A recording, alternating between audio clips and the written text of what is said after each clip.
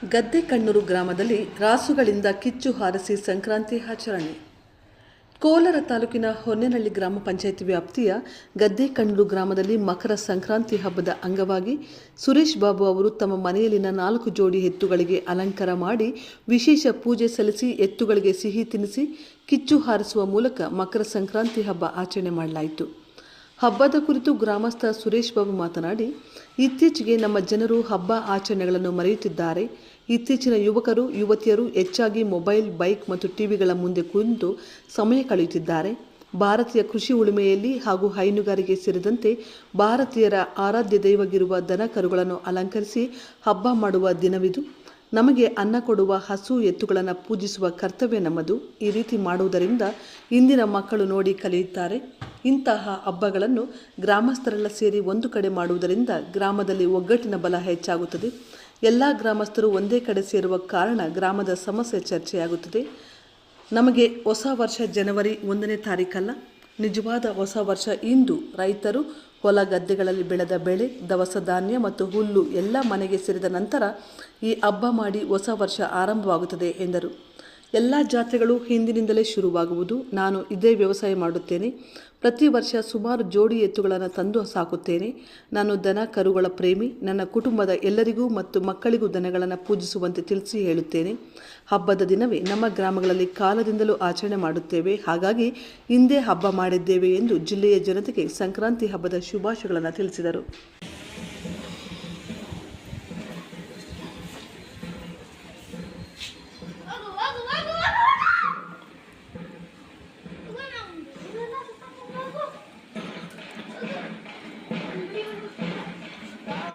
ಹೇಳಿದಕ್ಕೆ ಮಾತ್ರ ಹೇಳ್ಬೇಕು. ಟಿವಿ ಅವರು ಆಕೆಂದು ಗುಮ್ತಾರ.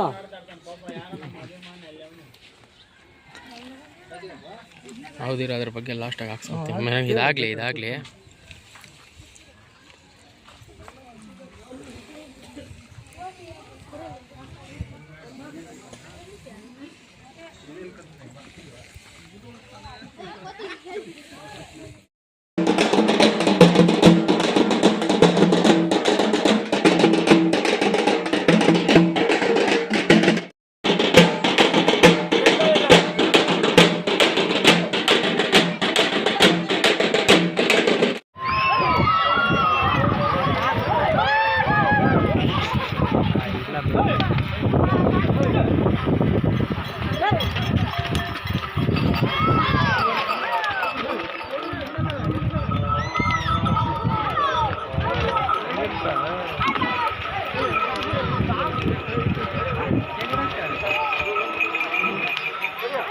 ಬಾರ ಈ ಕಡೆ ಒಂಚೂರು ಹಿಂದಾಗೆ.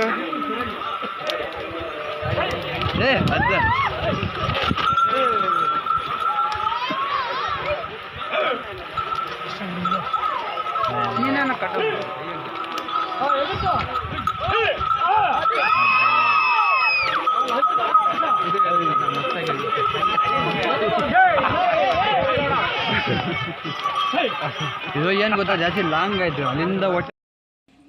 ಓಕೆ ಕೊಡ್ರಿ. ಇಡೀ ನಮ್ಮ ಕೋಲಾರ ತಾಲೂಕು ಹಾಗೂ ನನ್ನ ಇಡೀ ಕರ್ನಾಟಕದ ಜನತೆಗೆ, ನಮ್ಮ ರೈತ ಬಾಂಧವರು ತಿಳಿಸೋದೇನೆಂದರೆ, ಸಂಕ್ರಾಂತಿ ಹಬ್ಬದ ಶುಭಾಶಯಗಳನ್ನು ಕೊಡ್ತಾ ಇದ್ದೇನೆ. ನಾನು ಸುಮಾರು ನನ್ನ ಬುದ್ಧಿ ಬಂದಾಗಿಂದ ನನಗೆ ಇವಾಗ 43 ವರ್ಷ ನನ್ನ ರನ್ನಿಂಗು. ನಾನು ಸುಮಾರು 14-15 ವರ್ಷದಿಂದ ಬರಿ ಕಟ್ತಾ ಇರೋದು. ಅವತ್ತಿಂದ ಈ ಹಬ್ಬ ಯಾವತ್ತು ಫಸ್ಟು ಮಕರ ಸಂಕ್ರಾಂತಿ ಯಾವತ್ತು ಸ್ಟಾರ್ಟ್ ಆಗ್ತದೋ ಆ ಕಾಲದಲ್ಲಿಂದನೂ ನಮ್ಮೂರಲ್ಲಿ ಅದೇ ದಿವಸನೇ ಮಾಡೋದು. ಅವತ್ತಿಂದ ಮಾಡ್ತಾಯಿದ್ದೀವಿ. ಅದೇ ರೀತಿ ಈ ವರ್ಷನೂ ಅದೇ ದಿವಸ ಜನವರಿ 15ನೇ ತಾರೀಕು ವಿಶೇಷವಾಗಿ ನಾವು ನಮ್ಮ ಊರಿಗಳೇನಿದ್ದಾವೆ 4 ಜೊತೆ ಊರಿ ಒಂದು ನಾಟಿ ಹಸು ಇದೆ, ಎಲ್ಲ ರೆಡಿ ಮಾಡಿ ಇವತ್ತು ಪೂಜೆ ಮಾಡ್ತಾಯಿದ್ದೀವಿ.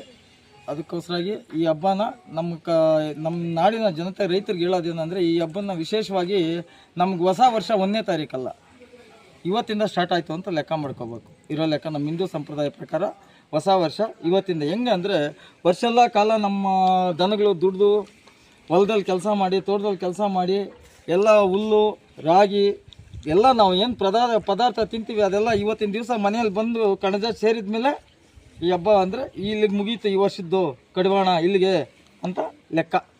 ಎಲ್ಲ ಜಾತ್ರೆಗಳು ಇಲ್ಲಿಂದ ಸ್ಟಾರ್ಟು. ನಿಮ್ಗೆ ಗೊತ್ತಿದ್ದಂಗೆ ಇಲ್ಲಿಂದ ಜಾತ್ರೆಗಳೆಲ್ಲ ಸ್ಟಾರ್ಟ್ ಆಗ್ತವೆ. ಈ ತಿಂಗಳಿಂದ ನಮ್ಗೆ ಈ ರೈತರಿಗೆ ಇಲ್ಲಿಂದ ಹೊಸ ವರ್ಷ ಸ್ಟಾರ್ಟ್ ಆಗುತ್ತೆ. ನಾನೆಲ್ಲ ನಮ್ಮ ಕರ್ನಾಟಕ ಜನತೆಗೆ ಹೇಳೋದೇನೆಂದರೆ ನಮ್ಮ ರೈತ ಬಾಂಧವರಿಗೆ ಯಾವತ್ತೂ ಓರಿ ಕಟ್ಟಬೇಕು, ಓರಿ ಉಳಿಸ್ಬೇಕು. ಮನೆಗೆ ಒಂದು ಓರಿ ಕಟ್ಟಿದರೆ, ಒಂದು ಜೊತೆ ಓರಿ ಕಟ್ಟಿದರೆ ಒಳ್ಳೆಯದು ಅನ್ನೋದು ನನ್ನ ಅಭಿಪ್ರಾಯ.